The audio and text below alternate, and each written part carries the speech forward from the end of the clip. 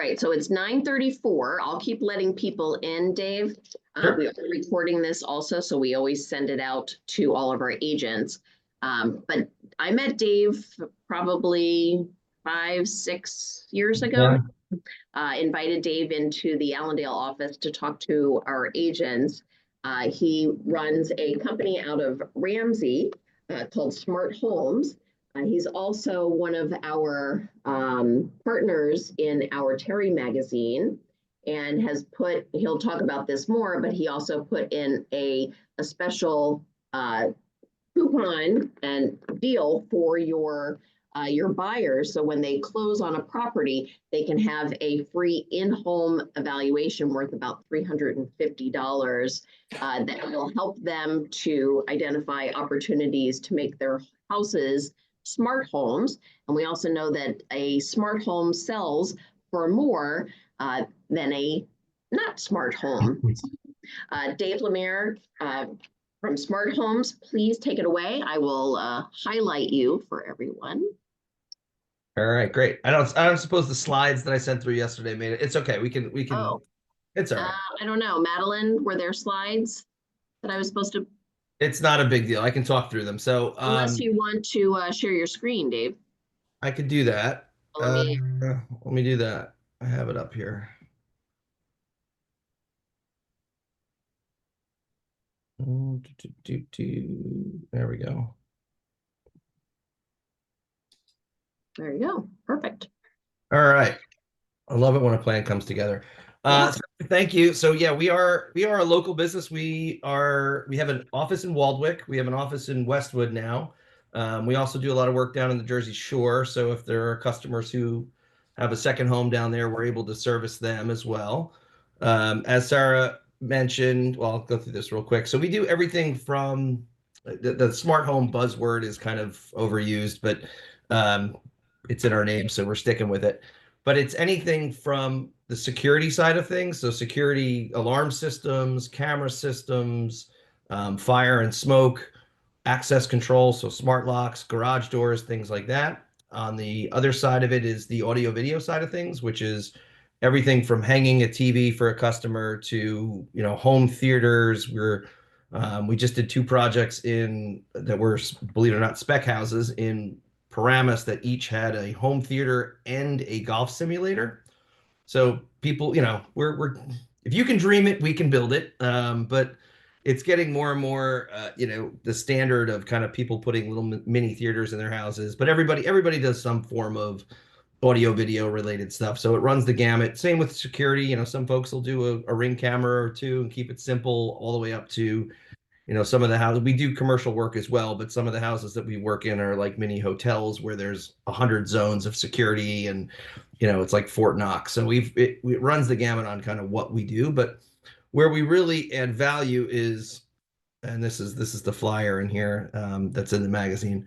But again, you can give our services to your customer, either the buyer or the seller. So on the seller side of things, for example, we're still doing the Grove in Upper Saddle River, which is a Toll Brothers property, as well as Edgewood Country Club. So you have hundreds of people who are moving into townhomes. A lot of them are coming from a single family home where there's a lot of stuff, right? It's, do I bring this receiver? Do I unplug my camera system? And do I take this with me? Do I take the 75-inch TV off the wall that's 5 years old that's going to cost you more money to move it than it is to buy a new one?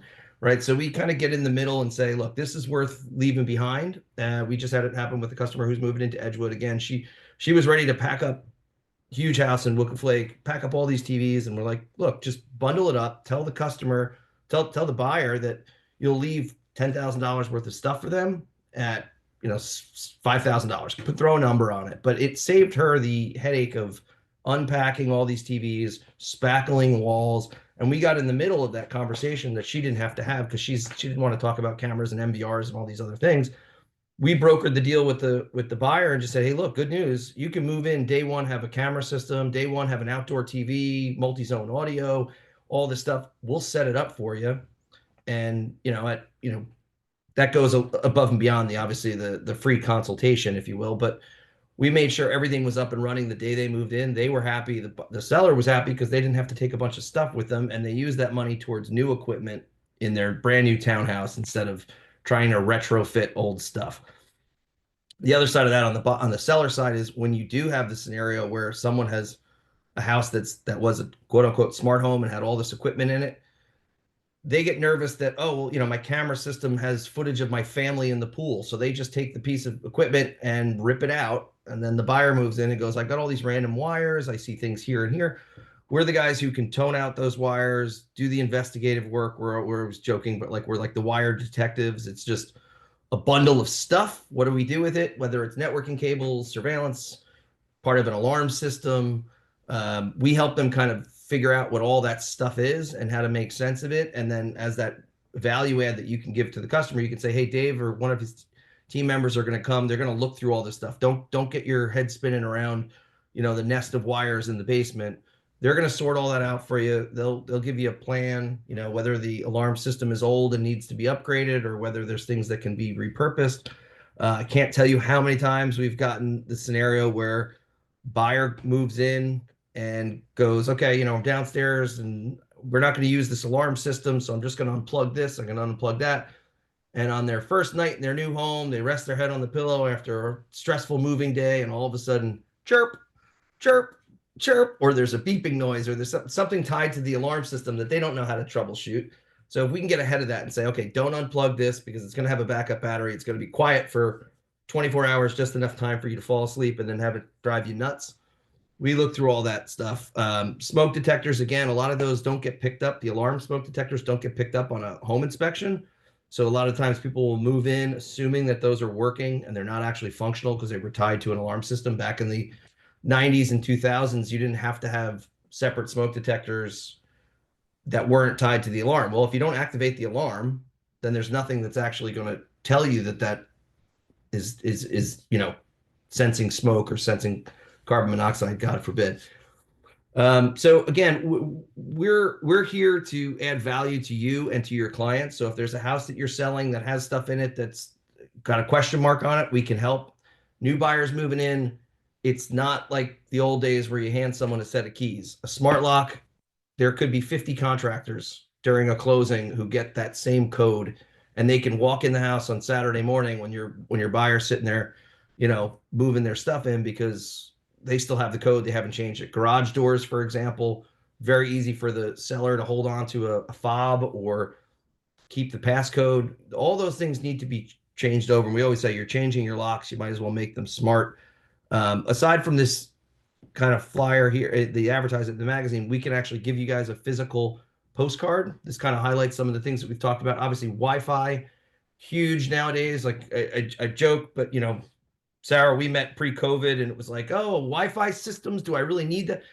Our world changed overnight. COVID hit and everybody, I don't care if it's LBI, beach houses, everyone went to the beach to work. And it was like, I couldn't install enough, Wi-Fi systems because you can't run a big house or, a multi-floor house off of a router that's in the basement in a closet. It's just not going to cover it. So we help them with those things as well. And again, a lot of these houses have the wiring infrastructure in place. You can repurpose old telephone cables, believe it or not, if it's a thick enough gauge wire. So we have people who are like, oh, I'm going to rip out all the old, hardline telephones. I'm never going to use them. Like, wait, that's a Cat5 cable. We can use that for gigabit speed internet. So calling us before you call Verizon, we can save them money not only if it's streaming TV and not having to rent cable boxes. We get them better Wi-Fi signal. They don't have to rent all the boosters from Verizon. We can actually utilize the wiring infrastructure. Verizon will literally come and drill a hole right through the front of your house with a black cable and put a router in a bedroom because they don't care that wire goes from here to the basement. They won't tone it. They won't test it. It's not their job. They're in and out. For us, it's very different. We are all about the lifetime value of a customer. So if we can get someone into their home, part of this free evaluation, we show them a couple things. We connect their irrigation system, transfer their thermostats, change some door locks, and we're there in 2 hours and we can be heroes. I'd rather that customer walk away giving us nothing and saying, you know what, the next time I need new TVs, the next time I upgrade anything, I'm going to call Dave. Dave's my guy. I trust him. So we're very much in the trust game. We're in adding value, and we're not trying to gouge the customer the minute they move in. I mean, from a business standpoint, we know that their budget's probably already been spent on the new home, so don't try and hit them up with all these things right now. It's a very phased approach, but you don't want to start off on the wrong foot. So we try and get them, here's the Wi-Fi day one, your door locks day one, cameras and things like that day one. You want to make sure all that stuff's working. But when you decide to upgrade your TVs, or when you decide to do the backyard stereo system next summer, call us and we'll help you out. And we're in a business, obviously it's technology. I joke around all the time. It's like produce. You don't want to leave it on a shelf too long, and at the same time it always needs to be refreshed. So, in a couple of years when they need to buy new stuff, we'll be the go-to people. So you can feel comfortable passing our information along, knowing that we're not going to try and hit them over the head for a huge ticket, unless they want to do that. Obviously, I'm happy to sell people new TVs and all that other good stuff, but typically we can get them in the house, give them control of the house at a very low cost, and then build that relationship over time. So, I mean, that's a lot of kind of what we do. We work kind of again on both ends. We do a lot of new construction projects. If you work with any developers, or the guys right now are over in Ramsey doing 8 Elbert Street. I think they listed that house already. But that's again, it's not an outrageous house. It's a beautiful house. It's $2.5 million, so it is a beautiful house. But in today's world, it looks, it's a Bergen County house, new construction, Bergen County. The thing has a home theater in it. It's fully wired as a smart home, even as a spec house, because we know the buyer's going to move in and want to do X, Y, and Z. So, we're trying to encourage developers to say, hey, look, it doesn't cost a lot of money to put wire in the house and sell it. To Sarah's point before, if that thing's wired up to do all the things, it doesn't cost the builder any more money, the developer. We kind of take the hit on that cost, so that the customer can move in and say, yeah, I want to add speakers in here, and the wires there, all we have to do is cut it out, pop it out, and we're off to the races. So we're here as a resource. Here's my contact information. We're always posting stuff on Instagram. Again, a lot of it's South Jersey, because some of those beach houses are just incredible. But we obviously have the offices up here. We're local. I live in Ramsey. This is my Waldwick office. We're moving into our Westwood office, which is a little bit bigger, but we're going to keep both offices so we can better service all of Bergen County and South. Can you talk a little bit about what's the most popular or the newest technology that is going to be hitting everybody's houses, or what everyone's going to be asking for? Yeah, I think the biggest thing today is, and I can send you any information. Again, if you want flyers, I have them in Waldwick, I have them in Westwood, I can drop them off anywhere. I say this a lot, but it's everything nowadays with security is proactive versus reactive. The old school alarm systems, where you walk in the house, it looks like a phone pad. You punch in a number, you arm your security. If someone kicks your front door open, your alarm goes off. Well, that's too late. We want to know the minute Amazon walks up our driveway. We want to be able to, be proactive. So there's a lot of really cool stuff happening with like surveillance AI. So the difference between someone walking past the building and someone kind of tracking back and forth, looking in windows, it'll pick those things up before something actually happens, which is really huge for like malls and things like that, where they can just, instead of having to watch someone's suspicious movements.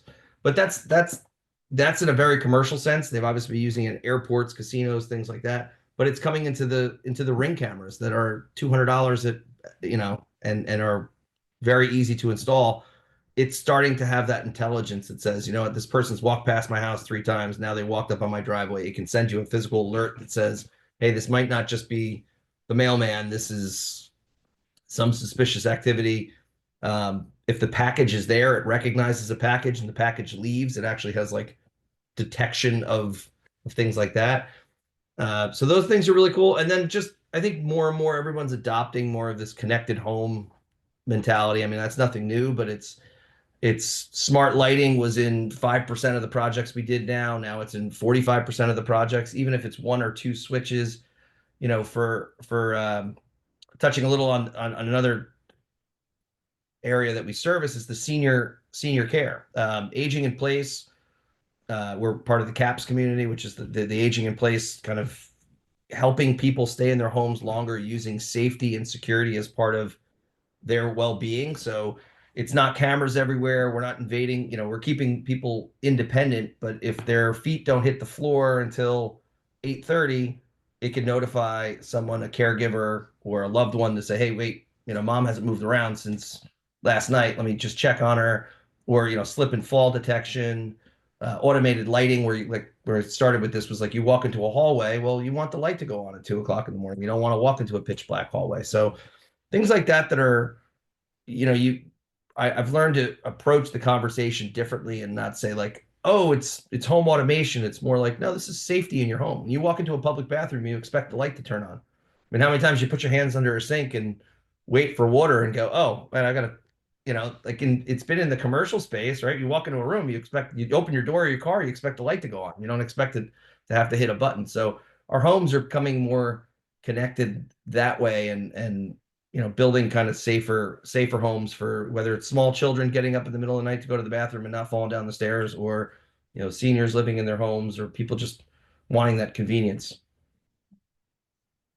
So I had an instance. I was selling a house that was built in the 70s, and we went for the CO in Upper Saddle River, and the smoke alarm was certified. It had to be certified by a someone who was qualified to certify it, and it came back, it failed because the actual sirens were not up to the new code.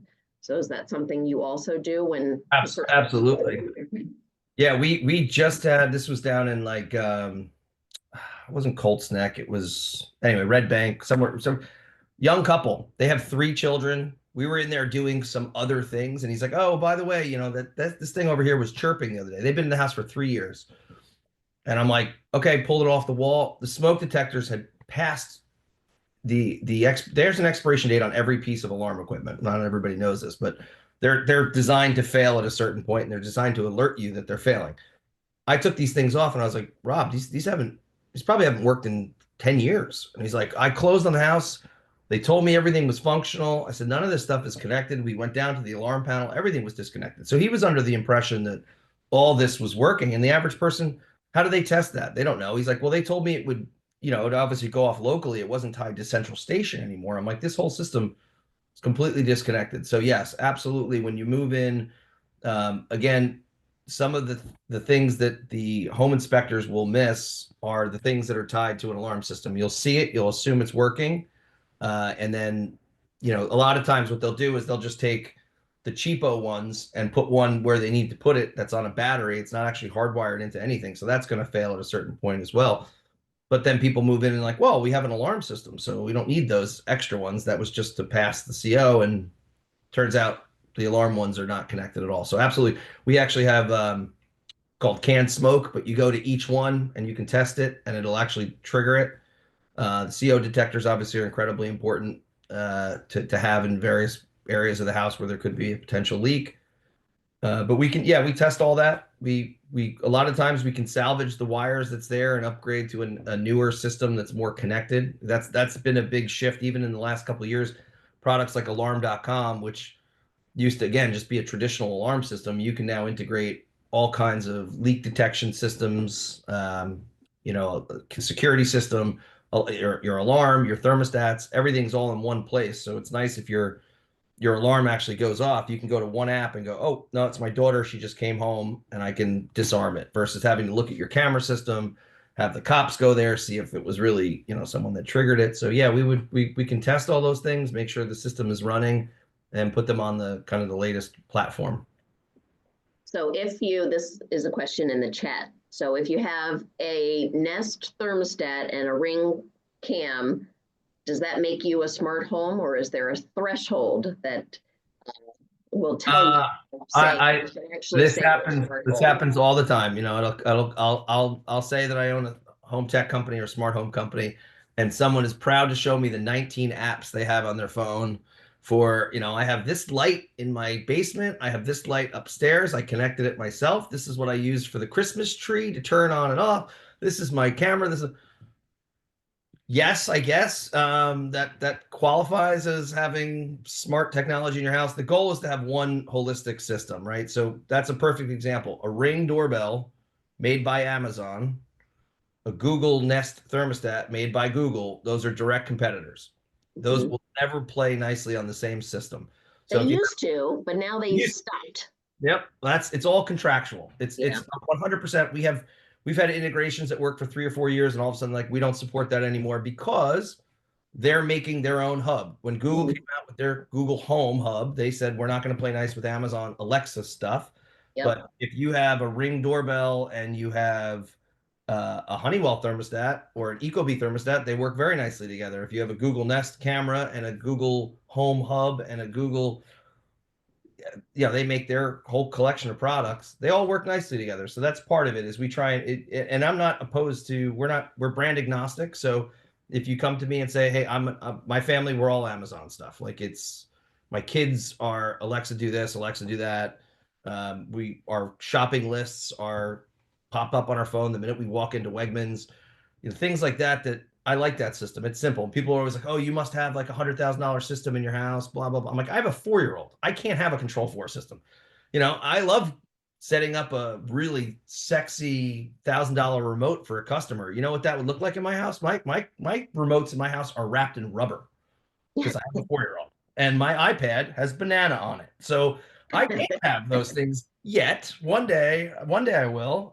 But point is, I keep everything very simple in my house because my 4-year-old has to say, Alexa, turn family room lamp on, and it goes on.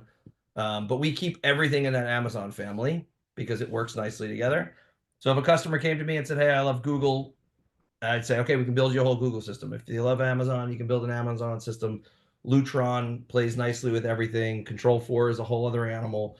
Alarm.com has their set of products. If you're doing Alarm.com, it has to be an Ecobee thermostat. It has to be an Alarm.com camera. It has to be, a quick set lock or a Z-Wave lock that's compatible with that system. But that's part of what we do. We know that stuff inside and out. So that's part of it too. If you have a buyer, you're moving into a house, and we're like, all right, well, we already have this, this, and this. I would go Google because it'll work nicer together instead of going to Best Buy and buying a bunch of, disconnected products and trying to mash them all together. It's not gonna work well. Okay. So we have another question. Alex asks, what happens when your Wi-Fi goes out? Does all this smart go away?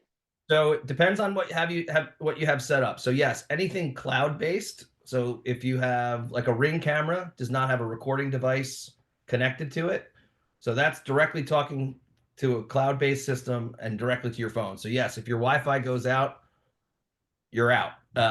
If you have a camera system that's tied to a recording device, that will continue recording, and then you can access it once your network's back up.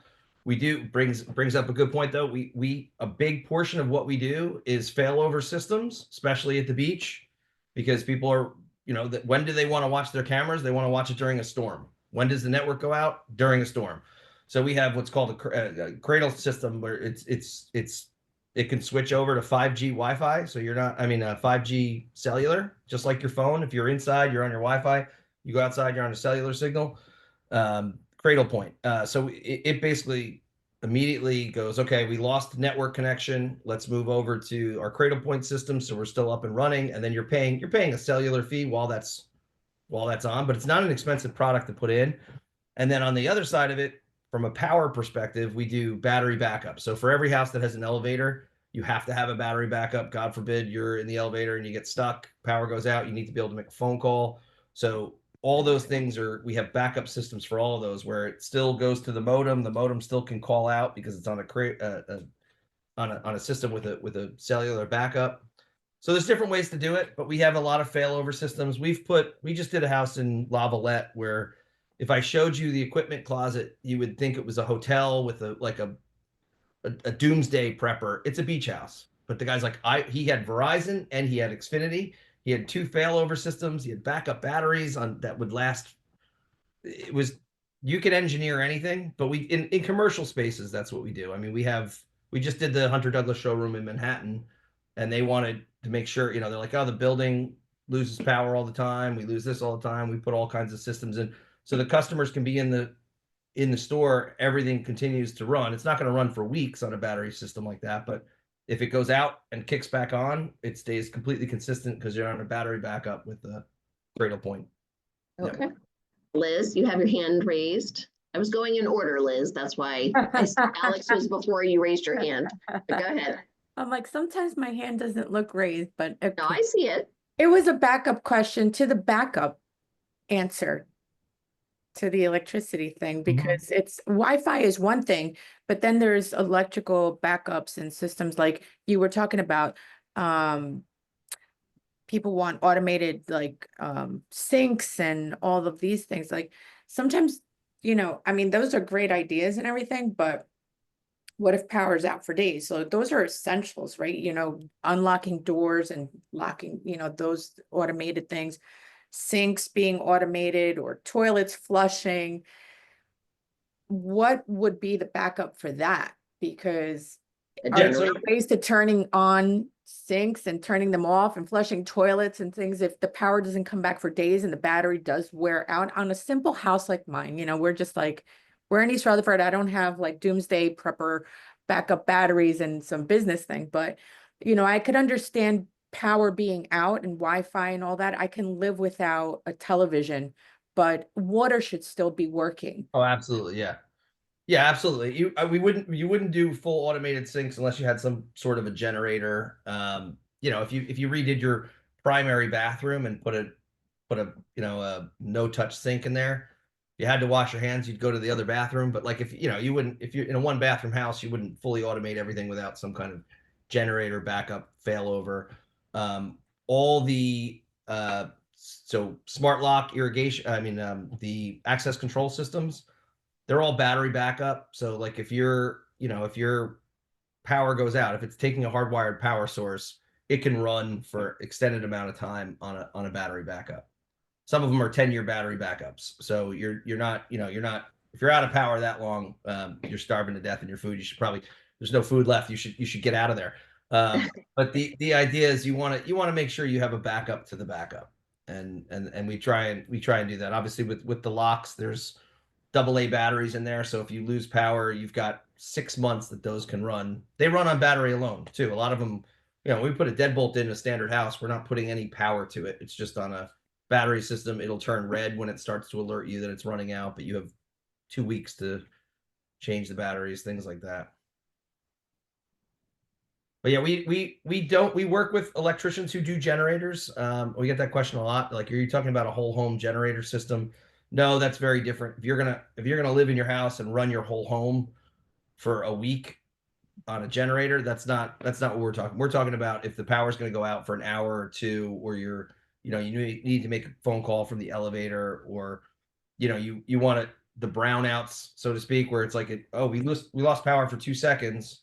Well, in our world, losing power for 2 seconds means the network reset itself, the cameras reset themselves. They're all have to come back on. We want to make sure that it never drops off. It'll run smoothly during that time. Awesome. Any other questions for Dave? So we're at a little after 10. So Dave is a tremendous resource. Again, in your Terry magazine, you can always find Dave. He's towards the back. I'm all the way in the back. I won't take it personally, but I think it's because we got our creative in late. Oh, well then. It's easier if you read from the back to the front. We're like. That's what I do anyways. You're right before the important notes. So there you go. So it's actually a great location, Dave. Yeah, I know. I was like, if you can't be in the front, might as well be in the back. Yeah, exactly. So make sure that you reach out to Dave for any questions, and he can be a great resource for your clients, both sellers and buyers. You're right, being a resource for the sellers is another great idea, and you can offer them this free consultation by Dave and his team. So I can drop off postcards if there's some, Allendale and wherever. Yeah, we have 8 offices, so that would be great. I'll make my rounds. Okay. And they're co-branded too, so you can feel good about You know, it says an exclusive offer from Terry O'Connor Realtors, so you know, you can put that in there if you're giving a closing package or anything like that. Certainly pass our info along. We're happy to help. Absolutely. Awesome. Sarah, Yes. if Dave would drop off a stack for us here at the Heights office, As I'd for- appreciate it, and I'll pick it up. Absolutely. Awesome. 464 Boulevard. So you can go visit them down there. It's a great location. I will do that. Excellent. All right. Okay. Thank Well, you, it's a pleasure. Dave. Thank you so much. Reach out if you have any questions. Check out Sounds our good. website and Instagram and all that stuff. If you want to follow us, we're always posting useful tidbits there too as well. Okay, perfect. All right. All right. Thanks. Have a great Dave. day. You Bye. too.